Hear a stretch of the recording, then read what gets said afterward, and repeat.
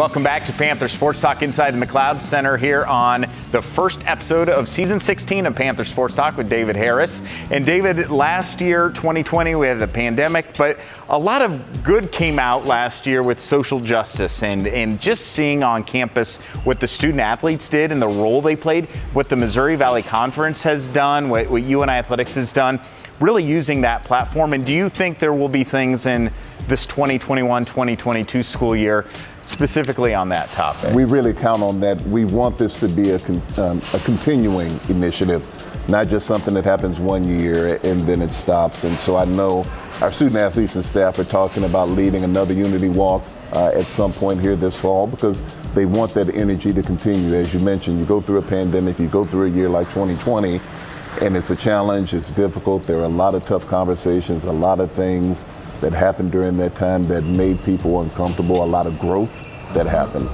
Well, now that we're coming out the other side of it, now it's time to take that learning and to take those thoughts and to take the growth and put it into action that can make a difference, that can make a difference on our campus and make a difference in our communities. And so we're going to continue to have that as an initiative. That's a part of the core of who we are. The diversity and inclusion initiatives, that's always going to be a part of what we do.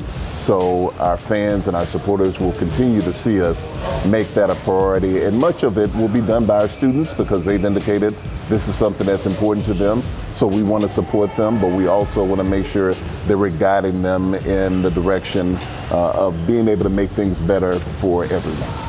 They're not just athletes, they're student athletes, they're humans. Absolutely. And they grow up here in their 4 or 5 years That's right. at UNI. Another thing with growth has been the facilities projects. If you haven't been on campus for a while, there's some great new stuff here that's happening. And football, getting a new practice facility and work being done inside the dome as well in that team room. Right, starting with the practice facility outside, which is scheduled to be done toward the middle to the latter part of September.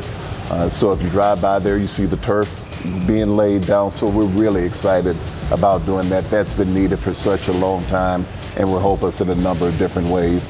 And then the football team room is something that's been needed as well, and that's going to have a slightly later completion date, but it'll be done this fall as well, and we're anxious to be able to have our student athletes be able to use that and to have a centralized place where they can meet.